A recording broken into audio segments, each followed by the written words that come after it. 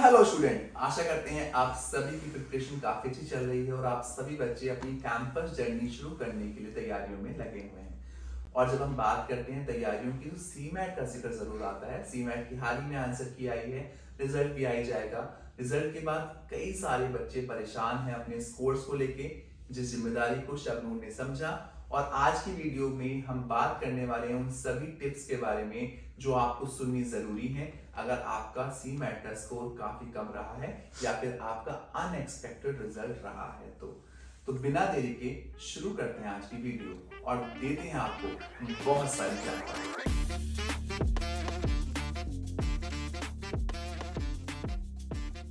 Sir thank you so much आज मेरी request accept करने के लिए वाली। और सर जैसे अभी सी मैथ का रिजल्ट आया है और आपको काफ़ी एक्सपीरियंस है तो और स्टूडेंट्स काफ़ी डीमोटिवेट हो गए हैं जिनके अनएक्सपेक्टेड रिजल्ट्स आए हैं।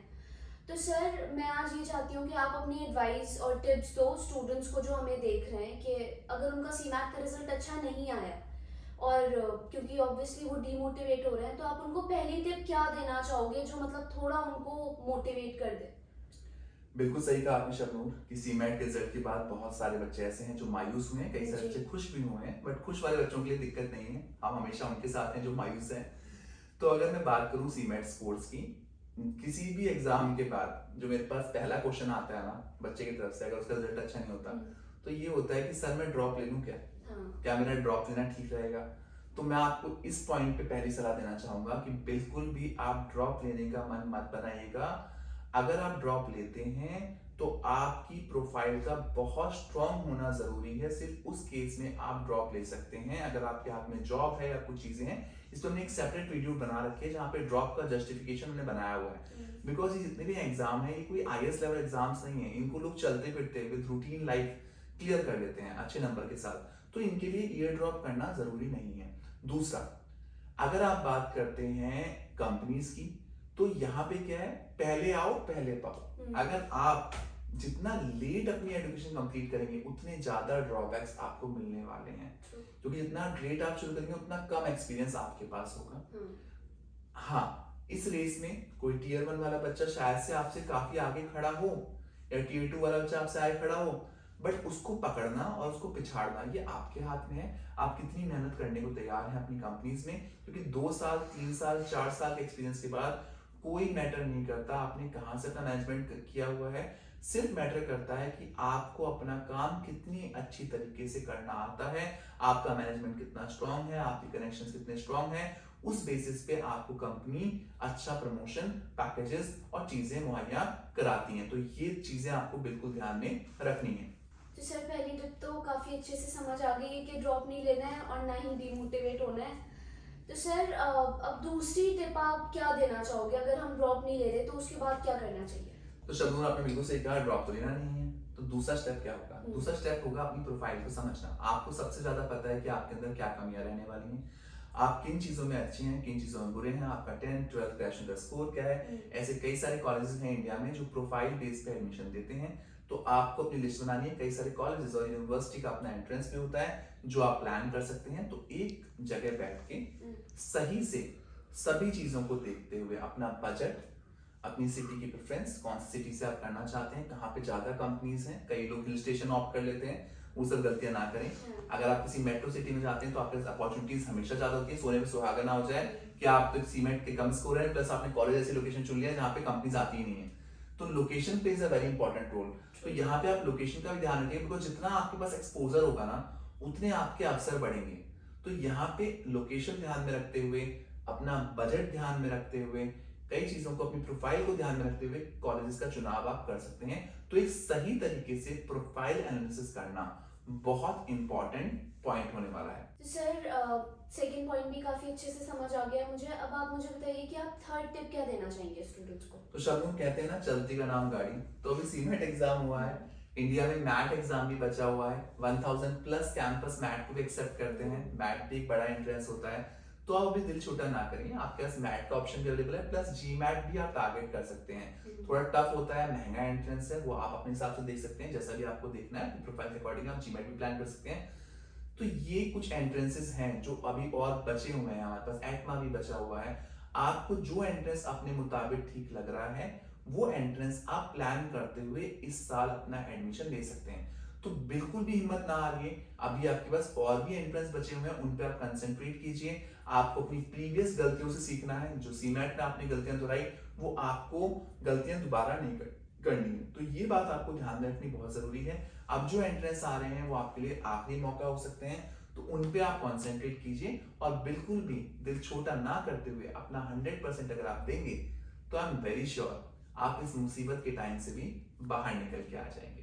तो सर आपने सही बोला कि अगर आपका सीमैट नहीं अच्छा हुआ तो अभी और भी कुछ एग्जाम्स हैं जो हम दे सकते हैं। राइट।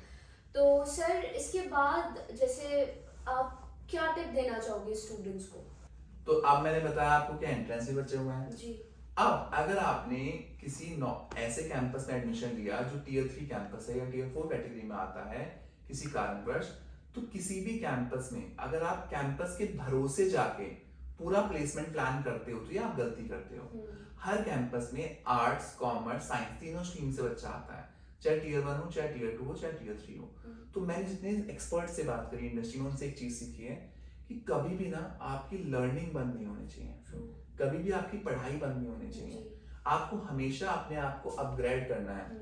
ठीक है, एक बंदे ने मुझे बताया था यार कोडैक तो कंपनी बंद होगी ना अपग्रेड नहीं किया तो आपको अपने आप को अपग्रेड करना ही करना है। और अपग्रेड करने के लिए ना एक रिचार्ज होता है, जो होता है नॉलेज का रिचार्ज, जो आप सर्टिफिकेशंस के माध्यम से ले सकते हैं। जो भी स्पेशलाइजेशन आप ऑप्ट करना चाहते हैं, जिसमें भी आप अच्छा करना चाहते हैं, उसके सर्टिफिकेशन पे प्रॉपर रिसर्च कीजिए। कॉलेज भले ही ना करवाए बट जिम्मेदारी आपकी बनती है कि आप वो हर सर्टिफिकेशन करें जिससे आपका प्रोफेशनल ग्रोथ आगे जाके हो, ताकि कल को जब कंपनी आपका सीवी देखे तो उसे दिखे कि आपने कितनी मेहनत करी है उस पर्टिकुलर डोमेन में अपनी जगह बनाने के लिए और आप क्यों क्लास के बाकी बच्चों से डिफरेंट हैं। तो ये गलती शब्दों काफी बच्चे करते हैं कि वो एक तो सीमेट बुरा गया, उसके बाद कैंपस मनचाहा नहीं मिला, फिर कैंपस के भरोसे हो गए कि भैया जैसा एडमिशन पढ़ाएंगे वो पढ़ाएंगे, और बाद में जाके कैंपस को कोसा कि भैया मेरा प्लेसमेंट क्यों नहीं हो पाया, क्योंकि सीमेट बुरा था तो मैंने कैंपस नॉर्मल ले लिया, कैंपस नॉर्मल ले लिया तो प्लेसमेंट नहीं हुआ। तो ये बात का आपको ध्यान रखना है कि ये 2 साल इसके लिए सिर्फ और सिर्फ आप जिम्मेदार होने वाले हैं, आपकी मेहनत जिम्मेदार होने वाली है और कोई जिम्मेदार नहीं होने वाला। माँ बाप भी कहेंगे कि तुमने कहा, मैंने पैसा लगाया। आपका पूरा फर्ज बनता है कि आप अपने 2 सालों को बहुत शिद्दत से दें और बहुत मेहनत से पढ़ाई अगर आप करेंगे तो मार्क माय वर्ड्स, आप शायद से उन बच्चों से काफी आगे निकल जाए लाइफ में जिन्होंने टियर 2 या फिर टियर 1 कैंपस से पढ़ाई की है।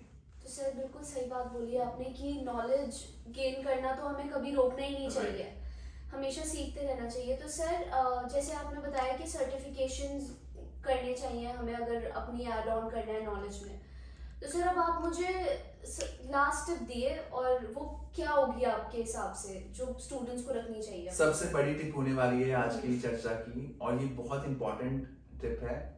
आप चलना शुरू करो, आप अपने कदम आगे बढ़ाना शुरू करो। और कदम कैसे आगे बढ़ाएंगे आप?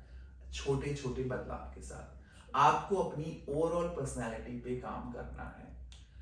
Management is all about a complete package. जो दिखता है वो ही बिकता है। मैंने इतने एक्सपर्ट्स के इंटरव्यू लिए हैं, सबने एक ही बात बोली है, हमें फर्क नहीं पड़ता कैंपस एक टाइम का फर्क नहीं पड़ता। एक बहुत बड़े बिजनेसमैन ने कोट किया था एक प्रेस कॉन्फ्रेंस में कि उसने जब बिजनेस प्लान बनाने के लिए बोला अपने मार्केटिंग हेड को, क्योंकि मार्केटिंग हेड फॉर्च्यून 500 कंपनी का हेड रहा था और बहुत बड़े कैंपस से पास आउट था, तो उस हेड ने बोला कि भैया मैं 30 मिलियन डॉलर्स के नीचे का मार्केटिंग प्लान बनाता ही नहीं। तो उसने कहा कि भैया ऐसे बच्चे मेरे किसी काम के ही नहीं, क्योंकि वो बड़ा ही सोचते हैं, वो छोटे से बड़ा प्रॉफिट तो दे ही नहीं सकते। तो आप उन बच्चों में से एक हो सकते हैं अगर आपका स्किल सेट उस लेवल का होगा। और आप उस मुकाम तक कब पहुंचेंगे? जब आप अपने ऊपर काम करेंगे। छोटे छोटे स्टेप्स लीजिए। कई बच्चे ऐसे मिलते हैं जो कहते हैं यार मेरे को अंग्रेजी समझ में तो आती है बट बोली नहीं जाती। ये बहुत बेसिक चीज है। Communication it's not only about English और हिंदी। Communication is like a medium. आपका एक मीडियम रहेगा, एक जरिया रहेगा बात पहुंचाने का। आप चाहे हिंदी में बात कीजिए, चाहे आप इंग्लिश में बात कीजिए। हाँ, इंग्लिश थोड़ी इंपॉर्टेंट हो गई है बिकॉज जब हम ग्लोबल कंपनीज की बात करते हैं तो ग्लोबल कई कंपनीज इंग्लिश को प्रेफरेंस देती हैं, तो वो आपके लिए सीखना जरूरी है। और वो बहुत बड़ी रॉकेट साइंस नहीं है। इंडिया एक ऐसा देश है जहाँ पे बहुत सारी भाषाएं बोली जाती हैं, तो इंग्लिश तो बहुत सिंपल लैंग्वेज में से एक है। तो आप छोटे छोटे स्टेप्स लेना शुरू कीजिए, अपनी कॉम स्किल्स पे काम कीजिए। और आप ऑलमोस्ट हर कोई जो पॉडकास्ट देख रहा होगा जो और भी लोग पॉडकास्ट बना रहे हैं वहां पे ये कॉमन पॉइंट ना निकल के हमेशा आएगा कि you need to work on your overall personality. कैसे दिखना है, कैसी पर्सनैलिटी होनी चाहिए। अगर आपका लथार्जिक एटीट्यूड है, आप खुद ढलके मलकी पर्सनैलिटी है आपकी, तो ऑब्वियसली कोई नहीं चाहेगा। हर इंसान चाहता है कि उसको हायर करे जो नो एक पॉजिटिव ऑरा क्रिएट कर दे ऑफिस में आने के बाद, जिसकी ओवरऑल पर्सनैलिटी ऐसी हो जिससे उसका ऑफिस हमेशा अच्छा चलता रहे। तो ये सब चीजों पे आपको ध्यान देना है। हाँ, डिग्री एक जरिया है आपको कंपनी तक पहुंचाने का, बट उसके बाद रिटेंशन का जो मेन गुरु मंत्र है ना, वो आपकी पर्सनैलिटी होने वाली है। तो पर्सनैलिटी पे तो आप काम कर सकते हैं, आपको खुद काम करना है, और आप अगर अपनी छोटी छोटी कमियों पे काम करना शुरू करते हैं तो मार्क माय वर्ड्स, सक्सेस आपको मिलेगी ही मिलेगी। तो आज की वीडियो में शबनूर लेके आई थी आप सभी के लिए सारी टिप्स, ताकि आप सीमेट के बाद मायूस बिल्कुल ना हो, और आपकी मायूसी हम बिल्कुल नहीं देख सकते। आप ये टिप्स पे थोड़ा सा भी गौर अगर करेंगे तो आपको फायदा जरूर मिलेगा। ये ना निचोड़ है, जितनी भी हम चीजें समझ पाए हैं इस इंडस्ट्री की, उसका निचोड़ ये रहने वाला है। हाँ, आपको सुनने में बहुत छोटी बातें लगेंगी, बट मार्क माय वर्ड्स, कई बार ना छोटा सा चेंज आपकी लाइफ बदल देता है। कहते हैं ना, ripple impact can create massive changes. So ये आपकी लाइफ में बहुत बड़ा चेंजेस लेके आ सकती हैं अगर इन 5 टिप्स पे आप अमल करते हैं तो। आशा करते हैं आज की वीडियो के माध्यम से हम आप तक पहुंच पाए हैं और आपके कई सारे पॉइंट्स क्लियर कर पाए हैं। फिर भी अगर कोई पॉइंट अभी भी आपके दिमाग में ऐसा बचा हुआ है जिसपे आप कंफ्यूज हो रहे हैं, तो आप स्क्रीन पे दिए गए नंबर पर हमसे कॉन्टैक्ट कर सकते हैं। साथ ही साथ कमेंट सेक्शन में कमेंट करके हमें बता सकते हैं कि अगली वीडियो आप कौन से टॉपिक पर देखना चाहते हैं। Thank you so much for watching us. Best of luck.